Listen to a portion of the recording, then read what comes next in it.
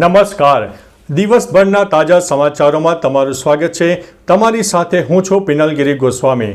સમાચારો વિસ્તારથી જાણીએ એ પહેલા મહત્વના સમાચારો ઉપર એક નજર. નમસ્તે ગુજરાત. અત્યારના સૌથી મોટા સમાચારમાં વાત કરીશું. છોટા ઉદેપુરમાં દિવાલ ધરાશાયી થઈ છે. છોટા ઉદેપુર જિલ્લામાં અવિરત વરસાદ વચ્ચે નુકસાનીના સમાચાર સામે આવ્યા છે. સુરખેડા ગામમાં નારસિંગભાઈ રાઠવાના કાચા મકાનની દિવાલ વહેલી સવારે 4:30 વાગે અચાનક ધરાશાયી થઈ ગઈ.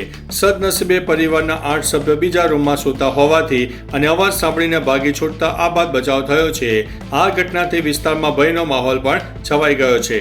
મિત્રો, અન્ય મહત્વના સમાચારની વાત કરીએ તો રશિયાએ યુએનમાં અમેરિકાના ઈરાન પરના હુમલાની નિંદા કરી છે.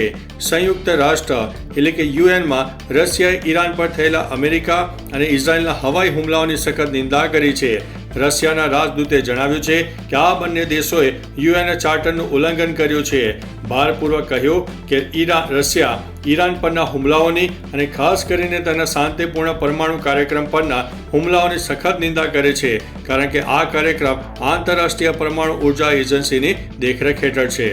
મિત્રો, અન્ય મહત્વના સમાચારની વાત કરીએ તો 30 જૂને યોજાશે જન ફરિયાદ નિવારણ કેન્દ્રનો કાર્યક્રમ.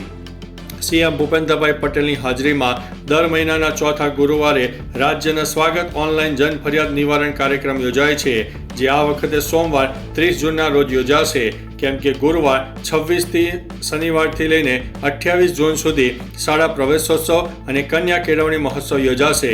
આને લઈને જૂન મહિનાનો જન ફરિયાદ નિવારણ કાર્યક્રમ 30 જૂને રખાયો છે, જેમાં નાગરિકો સીએમ સમક્ષ રજૂઆતો અને ફરિયાદો કરી શકશે. મિત્રો, અન્ય મહત્વના સમાચારની વાત કરીએ તો રાજકોટ લોકમેળાને લઈને મહત્વનો નિર્ણય. રાજકોટમાં યોજાનાર લોકમેળાને લઈને મહત્વનો નિર્ણય કરવામાં આવ્યો છે.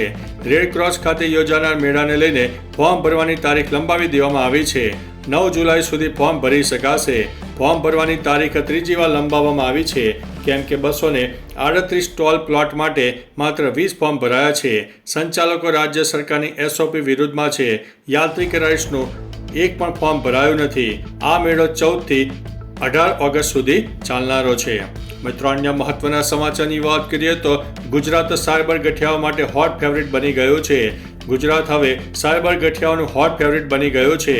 2024-25ના ડેટા મુજબ સાયબર ફ્રોડનો ભોગ બનાવવામાં ગુજરાત દેશમાં ત્રીજા ક્રમે આવ્યું છે, જેમાં 1.20 લાખ સ્પેમ કોલ નોંધાયા છે. ઉત્તર પ્રદેશ અને મહારાષ્ટ્ર પછી ગુજરાતનો બીજો નંબર આવે છે. રોજ સરેરાશ એક ગુજરાતીને 0.6 થી લઈને 1 ફ્રોડ કોલ આવે છે અને 3 સ્પામ કોલ મળે છે. 2023માં ગુજરાતીઓ સાયબર ફ્રોડમાં ₹156 કરોડ ગુમાવ્યા છે. મિત્રો, અન્ય મહત્વના સમાચારની વાત કરીએ તો અભિનંદન વર્ધમાનને પકડનાર પાકિસ્તાની સૈન્ય અધિકારીનું મોત થયું છે. પાકિસ્તાની સેનાના મેજર મોઇઝ અબ્બાસ શાહનું મોત થયું છે. દક્ષિણ વજીરિસ્તાનમાં તહેરીફે તાલિબાન પાકિસ્તાનના લડવૈયાઓએ તેમની ગોળી મારીને હત્યા કરી છે. 2019માં પુલવામામાં આતંકવાદી હુમલા પછી ભારત પાકિસ્તાન લશ્કરી ગતિરોધ સમયે MiG-21 વિમાન ક્રેશ થયા બાદ અભિનંદનને પકડવાનો દાવો કરનાર મેજર મોઇઝ શાહ પાકિસ્તાનમાં હીરો બની ગયા હતા. મિત્રો, અન્ય મહત્વના સમાચારની વાત કરીએ તો આ ગામોને નવા સરપંચ મળ્યા છે. મહીસાગરમાં સંતરામપુર તાલુકામાં હાડાની સરસણ ગામમાં સુખીબેન રાવળ અને ખાનપુર તાલુકામાં ઘોઘાવાડા ગામમાં સાંકળીબેન ઢાપિયાર સરપંચ પદે આવ્યા છે. અરવલ્લીમાં મોડાસા તાલુકાની જીવણપુર ગ્રામ પંચાયતમાં રામાભાઈ રાઠોડ સરપંચ બન્યા છે. અરવલ્લીમાં ધનસુરા તાલુકાની પોયડા ગ્રામ પંચાયતમાં ચૌહાણ લીલાબેન સરપંચ તરીકે જીત્યા છે. દેવભૂમિ દ્વારકામાં નાગેશ્વર ગ્રામ પંચાયતની ચૂંટણીમાં સરપંચ પદે રૂપારીબા સુમણિયાની જીત થઈ છે. મિત્રો, અન્ય મહત્વના સમાચારની વાત કરીએ તો ધોધમાર વરસાદ. મહીસાગરમાં ધોધમાર વરસાદ વરસી ગયો, જેમાં વીરપુર, ખાનપુર, કડાણા, લુણાવાડા, મોડાસા સહિતના વિસ્તારોમાં વરસાદી માહોલ જામ્યો હતો.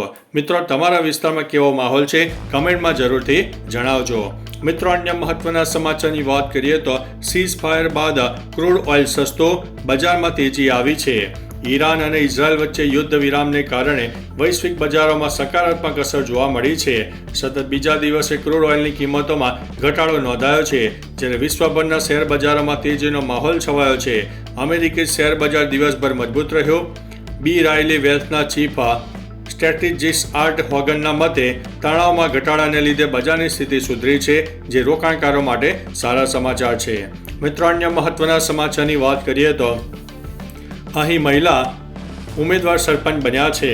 મહેસાણામાં વિસનગરની દામણવા ગ્રામ પંચાયતમાં આશાબેન પટેલ સરપંચ બન્યા છે. મોરબીમાં રાજપુરા કુંતાસી ગામમાં સરપંચ તરીકે નર્મદાબેન મનોજભાઈ ધોરિયાણી વિજેતા થયા છે. પંચમહાલના શહેરા તાલુકાના વિજાપુર ગામમાં કાબસિંહ પટેલ નવા સરપંચ બન્યા છે. તાપીના સોનગઢ તાલુકાના મેડસિંગી ગામમાં કોત્યાભાઈ ઠાકોર પણ જાહેરમાં સરપંચ થયા છે. મિત્રો, અન્ય મહત્વના સમાચારની વાત કરીએ તો ચિઠ્ઠી ઉછાળી અને વિજેતા જાહેર કરાયા. સરપંચ અને સભ્ય પદ માટેના ગ્રામ પંચાયત ચૂંટણીના પરિણામ જાહેર થઈ રહ્યા હતા. તેવામાં માણસાની નાદરી ગ્રામ પંચાયતના પરિણામ ચર્ચામાં આવ્યા છે, જેમાં બંને ઉમેદવારોને સરખા મત 338 મળતા ટાઈ થઈ ગઈ હતી. આથી સરપંચ પદ માટે ચિઠ્ઠી ઉછાળીને ઉમેદવાર નક્કી કરવામાં આવ્યા, જેમાં હાર્દિક બારોટનો વિજય થયો હતો. ખાસ કે બંને ઉમેદવારોએ સરપંચ પદની ટર્મની ભાગીદારી કરી હતી. અઢી વર્ષ માટે જવાબદારી નિભાવશે. મિત્રો, અન્ય મહત્વના સમાચારની વાત કરીએ તો ગુજરાતમાં વાવાઝોડા સાથે વરસાદની આગાહી. હવામાન વિભાગે ગુજરાતમાં આગામી 7 દિવસ સુધી વરસાદી માહોલ યથાવત રહેવાની આગાહી કરી છે. રાજ્યમાં વાવાઝોડા સાથે વરસાદ પડશે. ખાસ કરીને સુરતમાં પણ વરસાદની સંભાવના હજુ પણ રહી છે. હવામાન વિભાગે એલર્ટ જાહેર કરતા સાબરકાંઠા, મહીસાગર, અલવરી, દાહોદ, ભરૂચ, વડોદરા, નવસારી, વલસાડમાં ભારે વરસાદની આગાહી કરી છે, જ્યારે અમદાવાદમાં છૂટાછવાયા ઝાપટાની આગાહી કરી છે. મિત્રો, અન્ય મહત્વના સમાચારની વાત કરીએ તો એક્સિયોમ-4 મિશનનું સફળતાપૂર્વક લોન્ચ થયું છે.